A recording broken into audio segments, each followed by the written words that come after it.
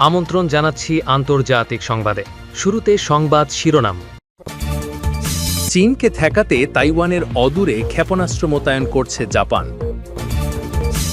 অরুণাচলকে আবারও নিজেদের ভূখণ্ড দাবি করল চীন। রাশিয়ার গভীরে আঘাত হানতে সক্ষম এমন ক্ষেপণাস্ত্র খুঁজছে ন্যাটো। জাহাজ বিধ্বংসী ব্যালিস্টিক ক্ষেপণাস্ত্র পরীক্ষা করল পাকিস্তান। চীনা নৌবহরের সঙ্গে টেক্কা দিতে গিয়ে শুরুতেই হোঁচট খেল যুক্তরাষ্ট্র। এবং সর্বশেষ থাকবে, পুতিনের সঙ্গে বৈঠক করতে রাশিয়া যাবেন ট্রাম্পের বিশেষ দূত। এতক্ষণ শুনছিলেন সংবাদ শিরোনাম, এবারে বিস্তারিত সংবাদ। তবে তার আগে অনুরোধ থাকবে, ভিডিওটিতে একটি লাইক দিয়ে কমেন্ট করে জানিয়ে দিন কোন জেলা বা দেশ থেকে ভিডিওটি দেখছেন ও শুনছেন। নতুন করে উত্তেজনার আঁচ তাইওয়ান প্রণালীতে। চীনের হুমকি মোকাবিলা করতে এবার তাইওয়ানের উপকূল থেকে ১১০ কিলোমিটার দূরে অবস্থিত ইয়োনাগুনি দ্বীপে মাঝারি পাল্লার ক্ষেপণাস্ত্র এবং যুদ্ধবিমান মোতায়েনের প্রস্তুতি শুরু করেছে জাপান। ব্লুমবার্গ প্রকাশিত রিপোর্টেই দাবি করা হয়েছে।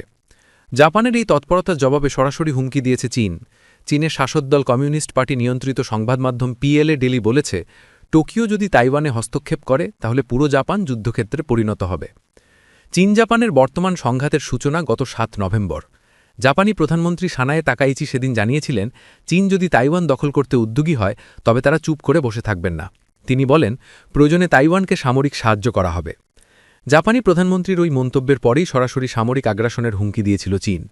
প্রতিরক্ষা দপ্তর বিবৃতিতে বলে, তাইওয়ান পরিস্থিতি নিয়ে নাক গলানো বন্ধ না করলে ধ্বংসাত্মক সামরিক পদক্ষেপের মুখে পড়বে জাপান।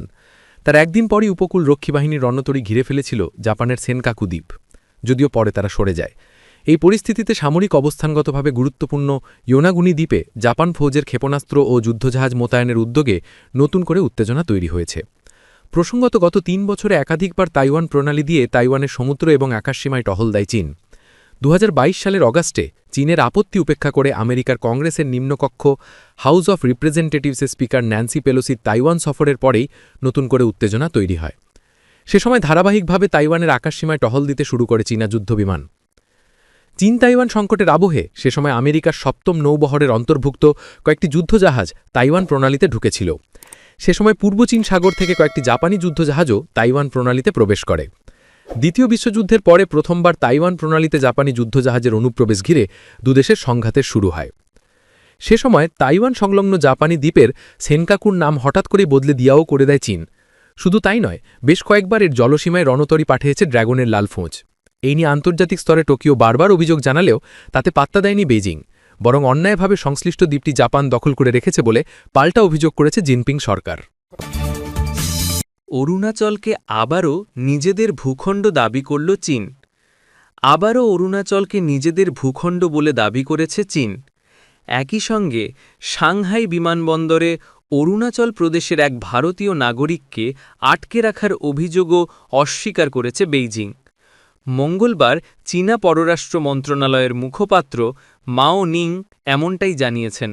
তিনি বলেন, জাংনান অর্থাৎ অরুণাচল প্রদেশকে চীনের দেওয়া নাম, চীনের ভূখণ্ড। ভারত যে অবৈধভাবে অরুণাচল প্রদেশ নামে একটি অঞ্চল গঠন করেছে সেটিকে আমরা কখনো স্বীকৃতি দেইনি। এর আগে গত ২১ নভেম্বর সাংহাই বিমানবন্দরে পেমা ওয়াং থংডক নামে অরুণাচল প্রদেশের এক নারীকে ১৮ ঘণ্টা ধরে আটকে রাখার অভিযোগ করে ভারত। নয়াদিল্লির দাবি, অরুণাচল প্রদেশ ভারতের অবিচ্ছেদ্য অংশ এবং ওই অঞ্চলের বাসিন্দারা ভারতীয় পাসপোর্ট নিয়ে ভ্রমণ করার পূর্ণ অধিকার রাখেন। তবে চীন জানিয়েছে, ওই নারীকে আটকানো হয়নি বা হয়রানিও করা হয়নি।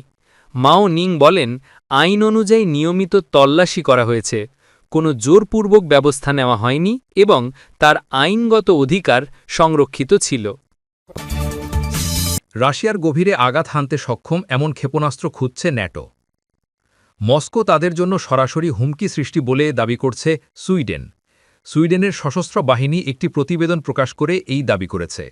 আর সে কারণেই সুইডেন এমন দীর্ঘপাল্লার ক্রুজ ক্ষেপণাস্ত্রের সন্ধান করছে যা রাশিয়া এবং তাদের জন্য ঝুঁকিপূর্ণ বলে বিবেচিত অন্যান্য দেশের গভীরে আঘাত হানতে সক্ষম। সোমবার প্রকাশিত এই নথিতে প্রায় ২০০০ কিলোমিটার কৌশলগত গভীরতা পর্যন্ত লক্ষ্যবস্তুতে পৌঁছানোর ক্ষমতা সম্পন্ন মিসাইল কার্যক্রমে বিনিয়োগের আহ্বান জানানো হয়েছে। উল্লেখ্য, মস্কো এবং স্টকহোমের মধ্যে দূরত্ব 14,000 কিলোমিটারের বেশি। রাশিয়ার ক্রমবর্ধমান দীর্ঘপাল্লার সামরিক সক্ষমতার বিপরীতে সুইডেনকে একটি শক্তিশালী প্রতিরোধ ব্যবস্থা গড়ে তুলতে হবে বলে মঙ্গলবার রয়টার্সকে দেওয়া এক সাক্ষাৎকারে জানান সুইডিশ প্রতিরক্ষামন্ত্রী পাল জনসন। গত মাসে তিনি ইউরোপীয় ন্যাটো দেশগুলোর নাগরিকদের সম্ভাব্য যুদ্ধের জন্য প্রস্তুত থাকতে বলেছিলেন। মস্কো অবশ্য পশ্চিমা দেশগুলোর প্রতি তাদের বিদ্বেষমূলক কোনো উদ্দেশ্য থাকার দাবিকে ভিত্তিহীন বলে উড়িয়ে দিয়েছে। তবে পশ্চিমা দেশগুলোর প্রতি বিদ্বেষমূলক কোনো উদ্দেশ্য থাকার অভিযোগ রাশিয়া বারবার প্রত্যাখ্যান করেছে।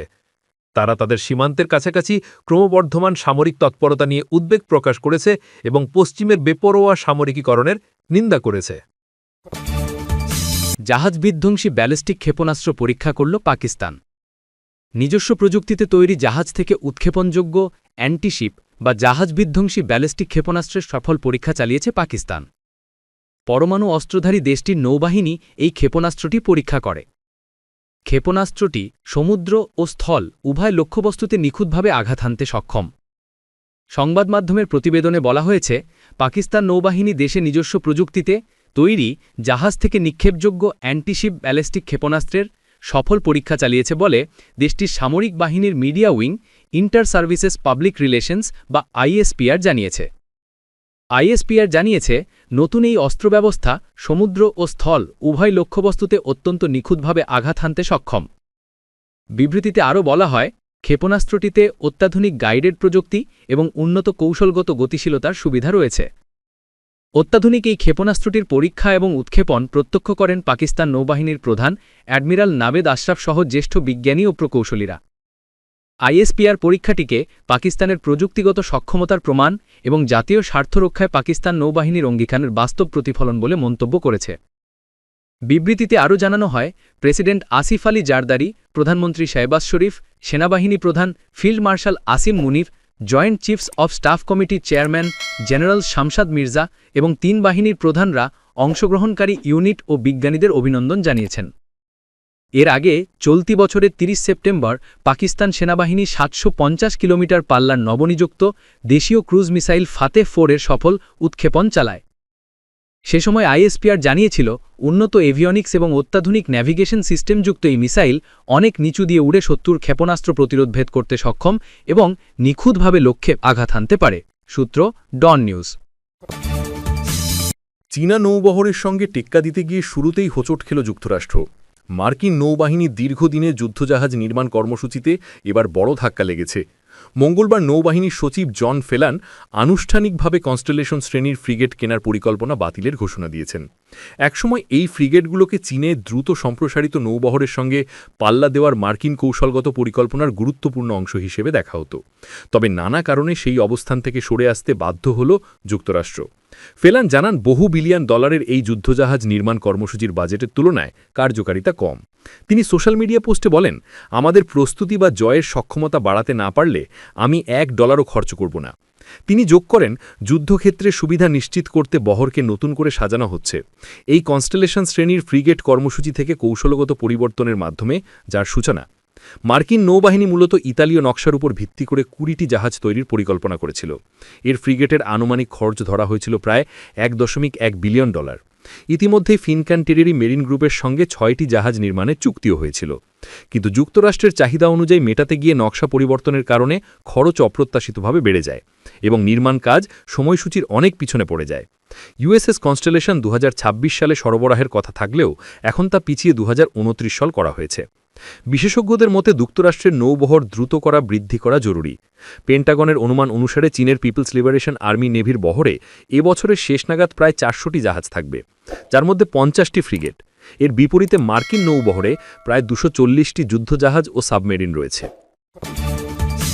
পুতিনের সঙ্গে বৈঠক করতে রাশিয়া যাবেন ট্রাম্পের বিশেষ দূত। ইউক্রেনে যুদ্ধবন্ধ নিয়ে আলোচনা করতে আগামী সপ্তাহে রাশিয়া যাবেন মার্কিন প্রেসিডেন্ট ডোনাল্ড ট্রাম্পের বিশেষ দূত স্টিভ উইটকফ। সফরে ভ্লাদিমির পুতিনের সঙ্গে তার বৈঠক হতে পারে। বুধবার পুতিনের পররাষ্ট্রনীতি বিষয়ক উপদেষ্টা ইউরি উশাকভ এ তথ্য নিশ্চিত করেছেন। যুদ্ধবন্ধে হোয়াইট হাউসের পরিকল্পনাকে এরই মধ্যে স্বাগত জানিয়েছেন ভলোদিমির জেলেনস্কি। জেনেভায় বৈঠকের পর সংশোধিত পরিকল্পনা বাস্তবায়নে অগ্রগতির কথা বলেছেন মার্কিন পররাষ্ট্রমন্ত্রীও। তবে সংশোধিত কিছু বিষয় আলোচনার প্রয়োজনের কথা বলেছে ক্রেমলিন। বিবিসির প্রতিবেদন অনুযায়ী উইটকফের সফর নিয়ে মঙ্গলবার ইঙ্গিত